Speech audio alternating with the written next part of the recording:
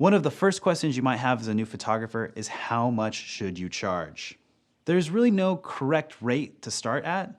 This has a ton to do with your experience, what you're shooting, and what people are charging in your area along with your cost of running a business. For instance, if you're just starting out, $100 for a headshot is a good place to start. As you grow over the years, you can start to increase that as you go along.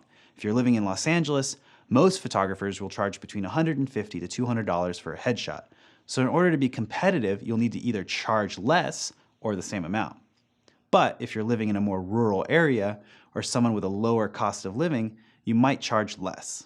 Do some competitive research to see what other photographers are charging in your specific area, and then set your prices according to that. You can even do some stealth research if other photographers don't have their prices publicly displayed and pretend to be a client to get more information. Another good way to set your prices is to understand what your hourly rate is. How much will you charge an hour to shoot? How much will you charge an hour to edit what you shoot?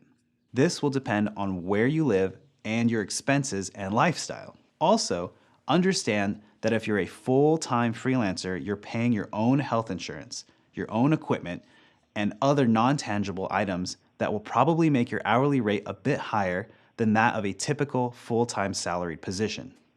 Here in Los Angeles, starting at $50 an hour to shoot and $25 an hour to edit is a good standard rate to start with.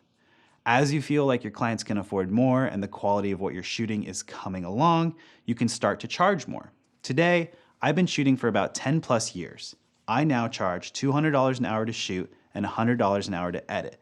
This can vary for a lot of different photographers, depending on what they're doing, how many hours they're spending shooting. Keep in mind, though, that many clients won't want to pay an hourly rate. They'd rather have one payment for an entire project. But by knowing your hourly rate and estimating how long the project will take you, you can better set your prices per project. For example, if your hourly rate is $50 an hour and you know that a headshot shoot and edit will take you 3 hours, you might start by charging $150 for a headshot. At some point, you may want to jump into your freelance business full-time. Understanding your monthly expenses can help you predict the viability of your business and your ability to do that.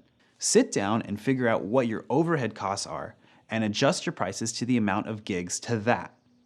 If it costs about $500 a month to run your photography business, say website, hosting the site for your photos, insurance, monthly payment for that new laptop, then you need to clear $500 a month just to keep things running smoothly. Now, if you set your prices to $100 an hour for shooting, that means you just need to spend 5 hours a month shooting. Now, hopefully you're spending more than 5 hours a month shooting.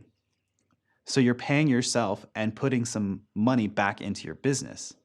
A general rule that I've started with all my businesses was always putting 25% of each paycheck I make back into the photography company itself. This allows you to invest better in equipment, things like advertising, and having a rainy day fund in case business slows down for a little bit. By understanding these numbers, you can also estimate your annual salary, your take-home pay.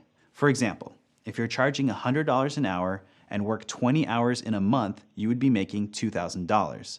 25% goes back into the business, a certain percentage of that goes to taxes, leaving you with about $1,000 in take-home pay.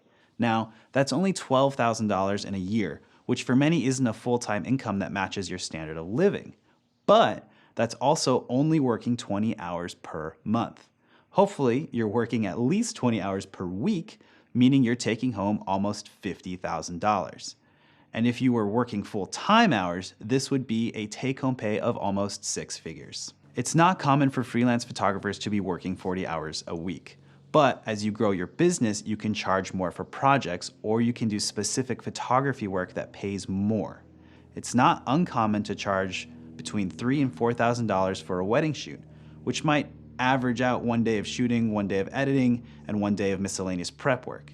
You might be able to have a thriving business by shooting 2 weddings per month or 24 weddings per year. This will take time to build up to those numbers. For example, Phil shot his first wedding for only $200.